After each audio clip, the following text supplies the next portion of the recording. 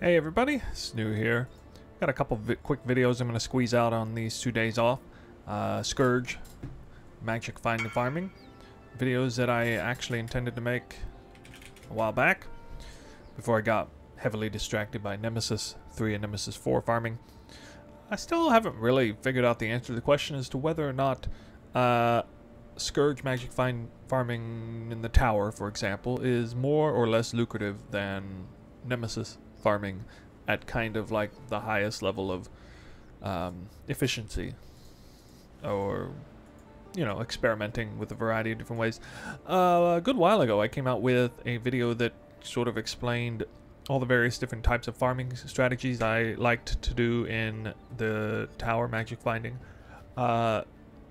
There's these 2 videos I'm about to come out with here back to back are going to be sort of representative of a couple of those. The first one here, the one that this video represents, is T10 Towers in, or rather with, Delirium Mirror and Nemesis 4, actually. Was going to do just Nemesis 3, but again, so many elevated sextants that are pretty cheap on the market, I decided to go... well, I was actually going to run Nemesis 3, but I hit Nemesis 4 on the Restless cycles. Never used one of these Watchstones before.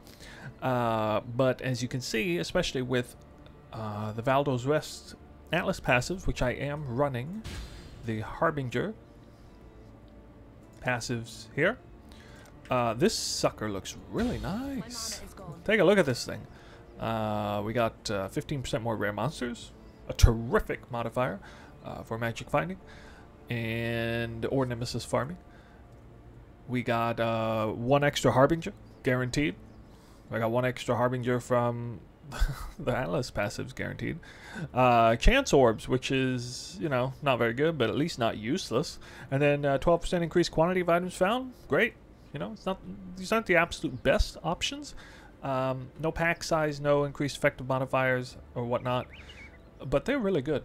Really good modifiers. So I would have normally used a magic watchstone, but I'm investing a fair bit in this strategy, so why not go ahead. This watchstone,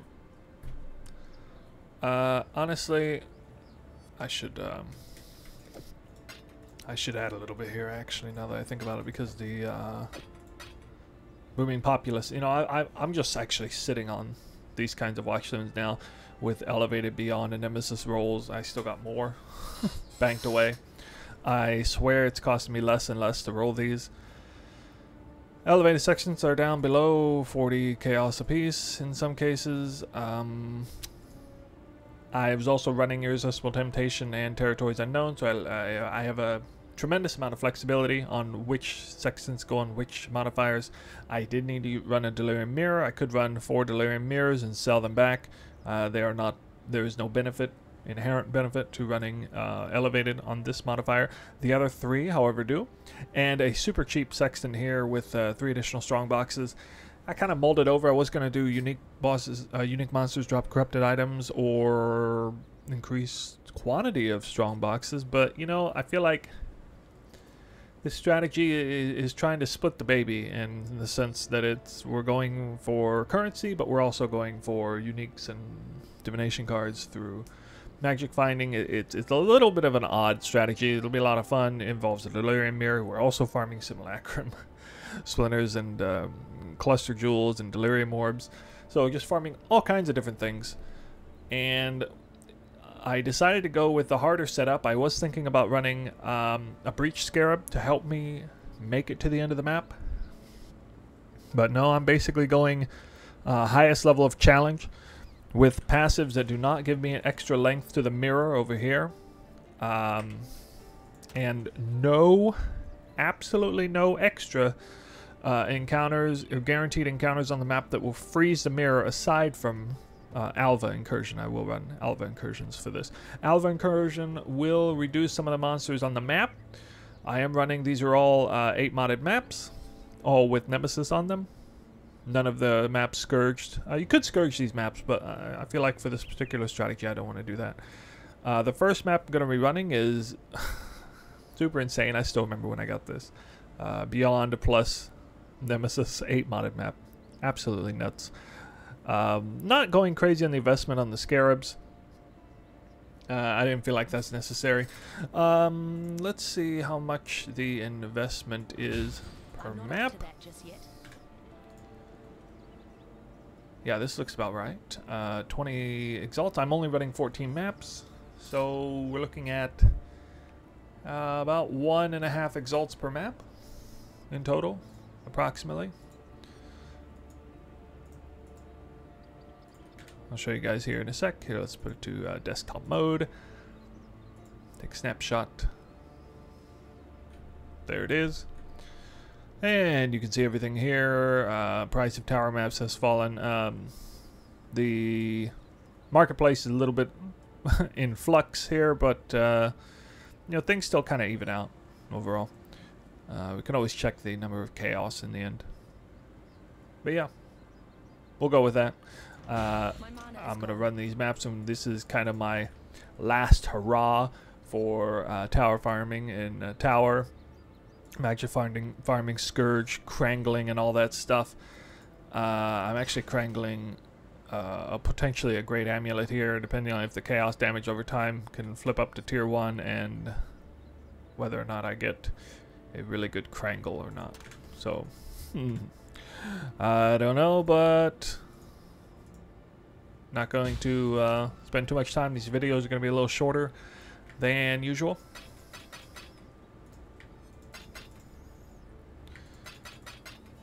And, oh, I gotta get these out of here. I'll put these in. I will need to, or I will want to remove 2 Watchstones each time so I can be eligible for T10 Tower drops. Done. That's done. Okay. So the first map will be extra juicy with the Beyond.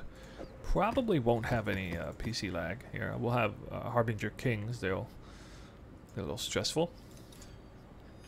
Ah, almost forgot. Yes. We gotta do some prophecies. I will go ahead and run the twins, I guess. It's not a bad idea.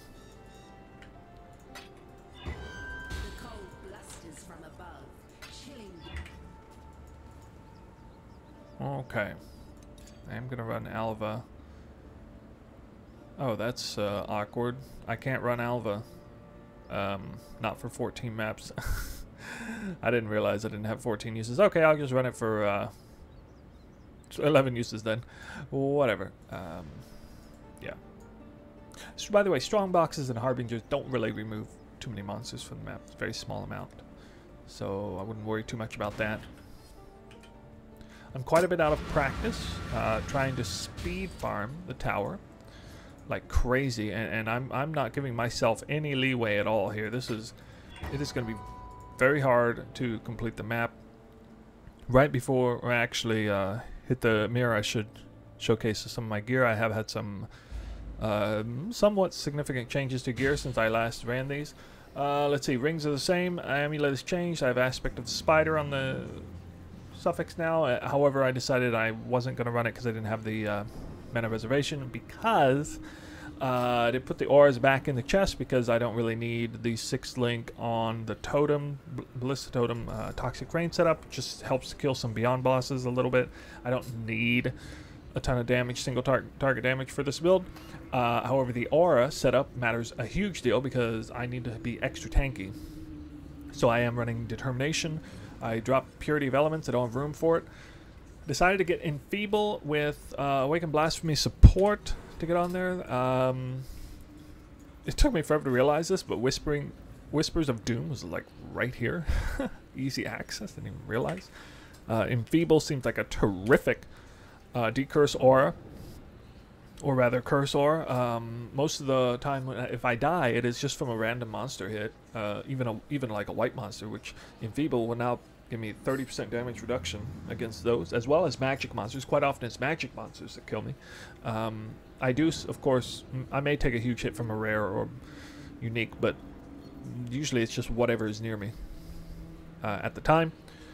Let's see, boots, gloves changed, belt unchanged. That's right. I mean, no joke, this thing is probably worth almost a mirror. Getting perfect double tier 1 rarity rolls on this. I mean, this is just the holy grail of magic finding helmets for lightning arrow or anything. It's just unbelievable that I managed to actually get perfect rarity on the helmet there with super high quality rolls otherwise. Granted, they are not elevated, but still, I mean, just incredible. The quiver, I think actually this quiver, I was running the other quiver I just talked about in the crafting video before. The bow is a little bit different, and actually I think it's a little bit worse than before, because the other bow I had, instead of having attack speed, it had dot multi on it. Not too big a deal. One major gem change, I'm doing a little bit less damage than before. I subbed out Mirage Archer support, which I actually like on Caustic Arrow for this strategy, because the Caustic Arrow just kind of kills anything, so it's nice to have an extra arrow going around whenever I'm moving around. However, item rarity support, I really should have been using this before. It didn't really occur to me because God, I got a lot of rarity now. Let's see, 88% rarity, but me on my gear, I have way more rarity than I had before. I have 177% plus 74, so that's over 150. It's 151%, I guess. Yeah, I believe 251% rarity, and virtually every monster that dies is going to die from Caustic Arrow. So yeah, that's 251% rarity times 88% rarity. Which, my goodness, how much is that? How much is that? That's a lot. 251 times 88. Or no, 251 plus 88. That's 339% rarity times 4, because the 300 stack multiplier is 1356 rarity. Well, pretty good. Pretty good. Okay. Quantity's unchanged. My quantity hasn't changed any at all here. 39% beyond. Wow. Okay, we're off to the races. We're at 5:30 local time. Let's see how fast I can do this.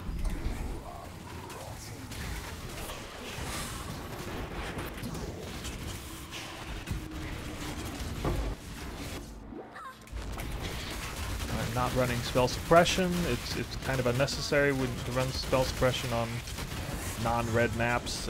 Spells just hit a lot weaker on yellow maps than they do in red maps. But the Scourge monster's melee ability at high stacks is really rough. Beyond, bosses can still kill me with their spells, or some crazy like pack that just nukes me.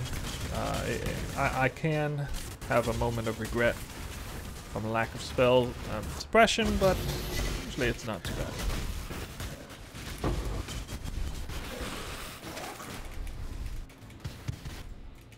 This is my first, oh, there's a nurse card already.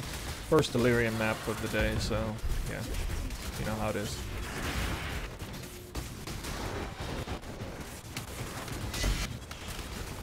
Okay, I'm not going as fast as I would like to be. I already see 2 red stars.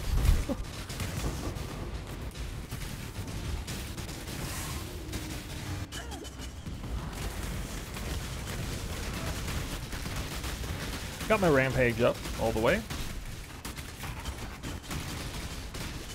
I really have like no idea how much currency this is going to make, and honestly I'm going to have a hard time really figuring out realistically how much currency this would have made middle in the season, because the numbers that come out are probably going to be a little bit wonky, so we'll look at that at the end to try and figure out if I need to make any sort of manual adjustments to the numbers.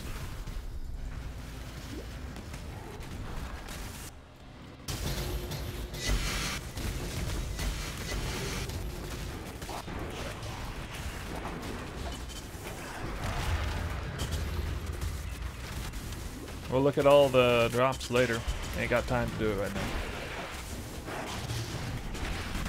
Delirium Mirror, you pop up to the next floor and stuff's already there. Delirium monsters are already there. Feels like there's more pack size here than there ought to be.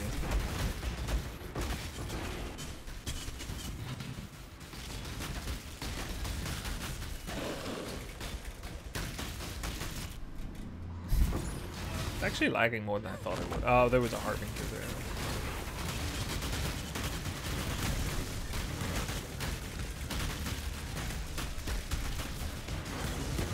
Not really even concerned about the rooms at this point.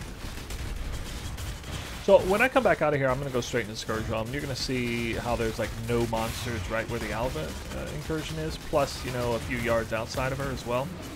So you're going to kind of get a sense of how...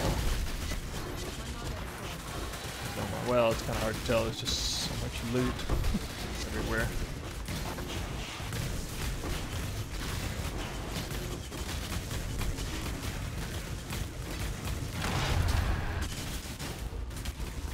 Okay, and Harbinger's still alive back there, I think. Another Harbinger there, but I'm not going to stick around and kill him because I actually don't have time to do it. I won't meet the mirror, so a few things are just going to have to stay alive through the map, and I'll come back and I'll deal with them later.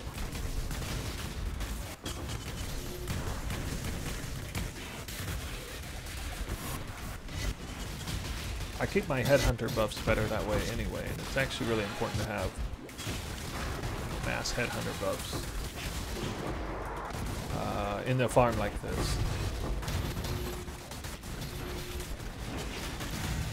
It's been so long since I've done a Delirium Mirror in the tower. I mean, I'm not even sure if I'm ahead or if I'm about to meet the end of it here or what. Well, that's a good sign. I made it through the whole thing there.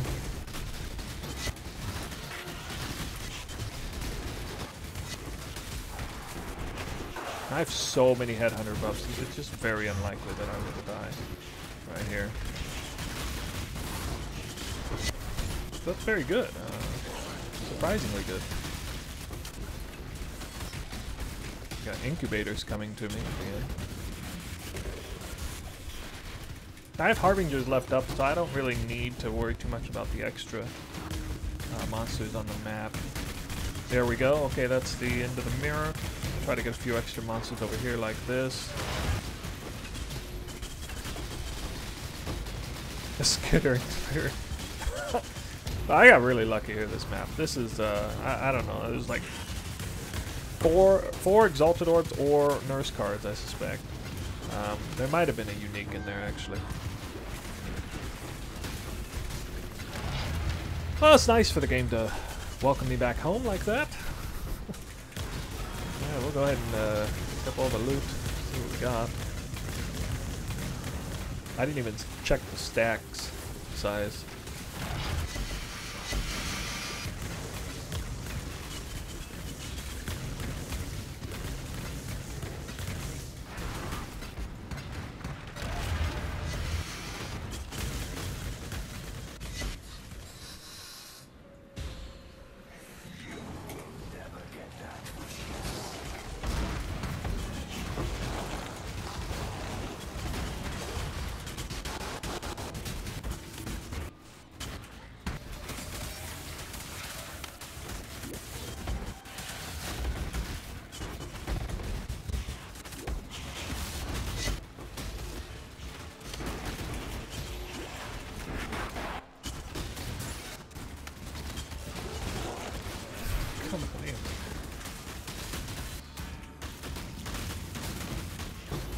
Man, if I didn't have 95% evasion.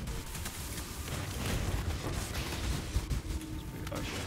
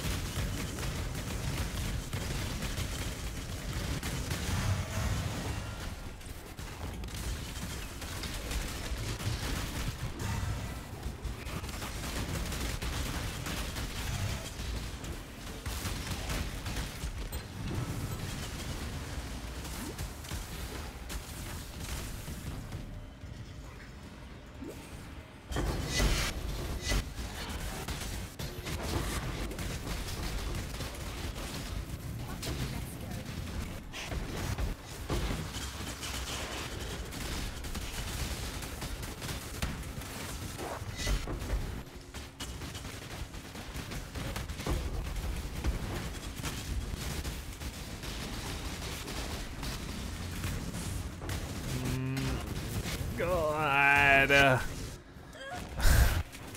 Like 10 whole seconds I was trying to go in there. Can't afford to waste that much time.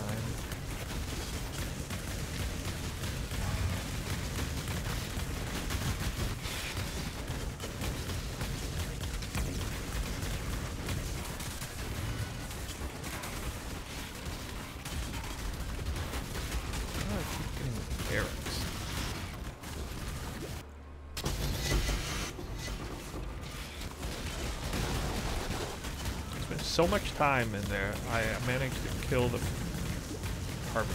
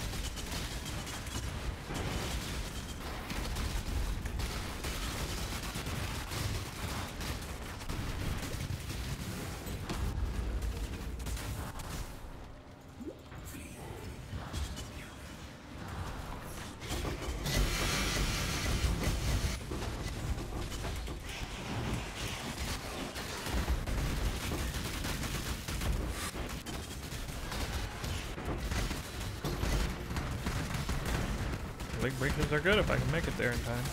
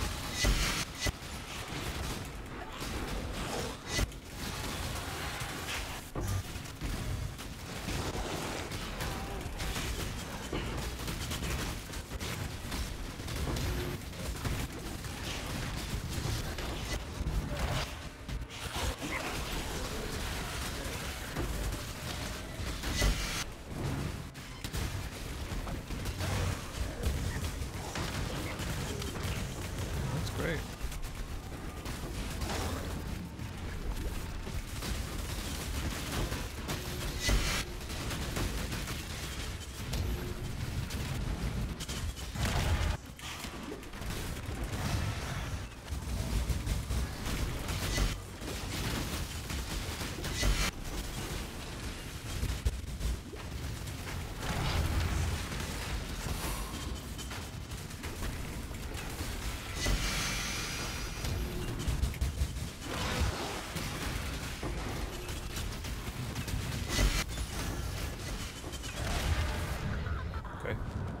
Basically done anyway.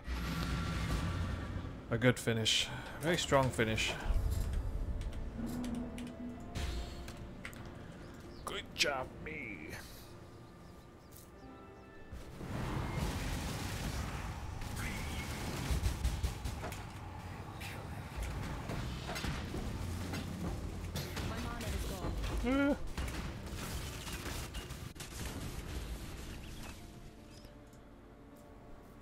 Okay, folks, we're back with the results, and it's gonna be a little bit hard to calculate this properly because of the marketplace being quite up in the air, with especially with exalted orbs.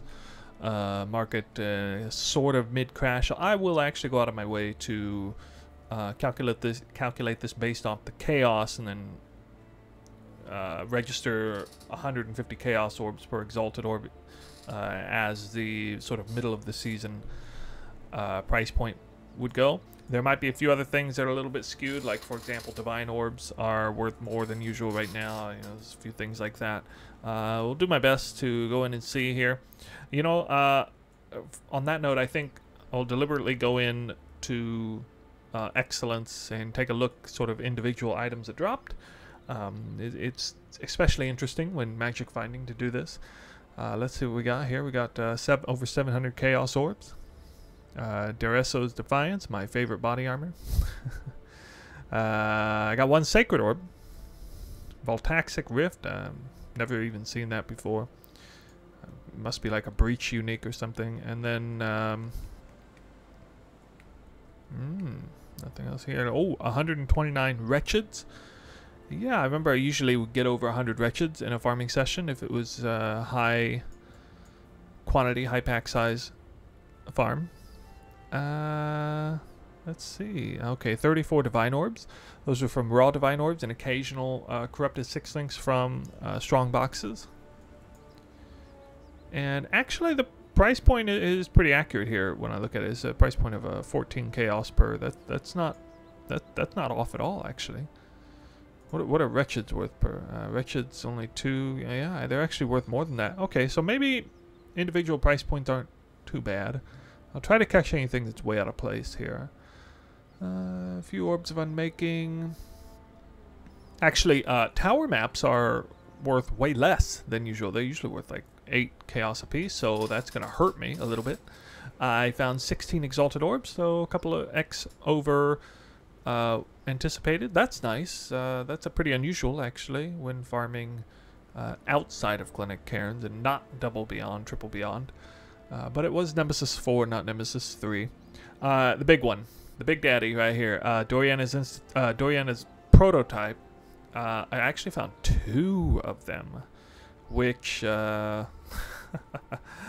gotta say is pretty good RNG. Finding 1 of them in a map session like this is actually kind of expected. It's kind of expected to find a multiple X unique, at least, you know, 1 maybe on average in a large map session like this. But I found 2, and they weren't just like 1 or 2 X uniques. They were like, you know, these are registering at like 5 or 6 exalts apiece. So hey, you know, that's pretty nice. Chevrons, yeah, Chevrons was listing as an X quality item, but it's just showing 40 chaos. That seems pretty normal. Found a couple of those. Mjolnir in there, which I guess is not going to be worth much next season. Oh, why did it oh, it just checked the thing again. March of the Legion, a couple of those. Mega nerf next season. 9 nurse cards. Okay, that's probably pretty accurate. If I find 127, if I take that divided by 15, I come out to like 8.4. I had always said in the past about 15 Wretcheds per 1 nurse card seemed about the rate that I was seeing. That's very typical results, it looks like. One with nothing. Okay. One of those unique cluster jewel, and only 1 simulacrum, which is kind of pitiful, actually. I was a little disappointed in how few simulacrum I found, kind of relying on the bosses, because you got the extra simulacrum from bosses, Delirium bosses, that is. Otherwise you just don't get much out of the tower. It's a pretty terrible Delirium map, but I put Delirium on the map because it was something that would not take monsters off of the map, and it's just putting so, it's just, there's nothing compares to it. It's both incredible for magic finding just because the sheer number of monsters, and of course it's even better for Nemesis farming to have that on there. And that was the premise of this farm, was having high pack size, high quantity corrupted maps that happen to have a Nemesis roll on them. So of course, you know, we're gonna kind of half and half farm magic find and Nemesis farming. It was a lot of fun. It was especially challenging. Every map was a challenge with trying to get the to the end of the map with a full mirror. I only succeeded a few times. As you can see how few simulacrum splinters I got. Let me see here. You're going to see in the highlights that I got quite a few, you know, decent number of simulacrum, but apparently I only got like, I guess it's a total of 470 simulacrum splinters total out of 14 maps. See, I had a lot of maps that I only got like 20, maybe 30. And even some maps that I did pretty well on, I only got 20 or 30, which is a little surprising. So let's see what the X per hour. It's showing up here. This is not an accurate number. However, this on the left is pretty accurate. And I don't see any glaring missteps with the price points on any of these items. If anything, I get the shaft, especially on like tower maps. So what we're going to do is we're going to flip this over. And... oh, that's awkward. I guess, let's see, I started with X, didn't I? Okay, hold on a second here. I'm going to take, so it started with about 19 exalts invested.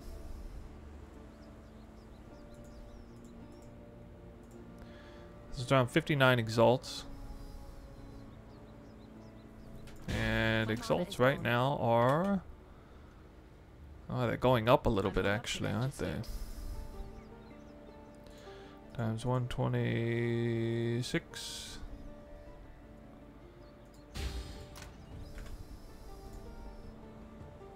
Okay, that's the investment. So, like 7,500 chaos. 7,500 chaos investment. And... or... wait, what? No, that can't be right.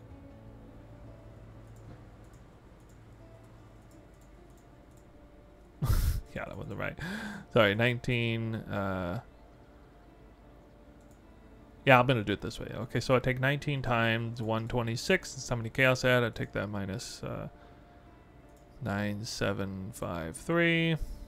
And right. Okay, so this is the amount of chaos that I made, and so I take this number divided by 150, and that's a more accurate representation. So I got about 49 exalts. The old price point of exalts. So I got about 49 exalts net profit for this farm. It was in less than 4 hours, actually. About 3 hours and 45 minutes. So, yeah, and you can see it, you know, over here. You know, I started at around 5:30 and I ended around 9:17 there. So, local time. So that looks about right to me. 49x divided by 3.75 is going to be the X per hour. 13 X per hour. Looks a little bit higher than what I was doing before. Probably just going a little bit faster. Getting those couple of Dorian prototypes definitely help. If I hadn't found either of those, I would be looking at probably less than, probably around 10x an hour. If I hadn't found either of them, maybe 11x an hour. Yeah, so it was pretty nice. I think another big reason why the X per hour is a little higher is because using elevated sextants and elevated sextant market coming down kind of cheap after halfway through the season. It really works out better than going awakened sextants, in my opinion. Especially once you get so much bank, you can start selling off watchstones that you don't hit. And the fact that we're using like the 3 most sellable elevated sextant rolled watchstones in the game, which is Irresistible Temptation, Territories Unknown, and Booming Populace. You can resell those if they hit something you don't want. Absolutely. I had a really hard time figuring out what 4th sextant was best. I'm not sure I chose the right thing. I chose 3 more Strongbox. I actually switched midway through. I switched my Strongbox Scarabs for Breach Scarabs to try and help me finish the map.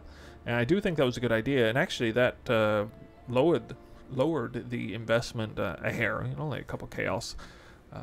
So that's not a big deal. Don't need to calculate that in.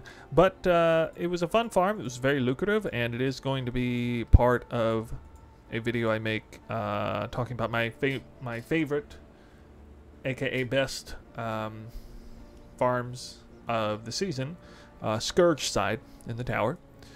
The next video, I'm going to come right out here real soon with a video where I run all of these maps here, or some of them, most of them. These are all high quantity, high pack size, 8 modded, corrupted, all with the best Scourge modifier. not necessarily good Scourge rewards, you know, decent. Actually, I'm kind of depressed that not a single one of them rolled Scarabs. Not a single one. And I've been scourging a bunch of these maps right and left, just, you know, hoping I get something decent. But yeah, anyway, I'll pick 14 of those, and I'm going to run those, and that's going to be in the next video. I'm probably going to use these Scarabs right here. And that is not going to be a split focus one with Nemesis and Magic Find. That is going to be like 100% all in on Magic Finding as much pack size, as much modifiers to the map added. Definitely going to be running misinformation, you know, the whole 9 yards. So look forward to that video. That one's going to be an interesting one. Yeah, and that's all we got for this video. It was a pretty good one. It was a challenge. I like when a map is challenging and rewarding. I'm really liking Delirium Mirror farming once at kind of the end game level. It is a great deal of fun. So yeah, you guys give it a try if you want. If you got a good character, well-geared character, try, you know, try the mirror once. You know, dump the Delirium orbs and try the Delirium mirror once, and see how it goes. It's pretty exciting. We'll see you guys in the next video. Have a good night and take care. We will again see you around. We got the seasons coming into a close very soon, and of course I'm looking forward to next season. I will also be making a video about Toxic Rain a little bit right before the season starts, but not yet. I gotta get some of these things out of the way. It's crunch time for me. So on that note, I'm gonna go for now and get some rest. Talk to you guys later.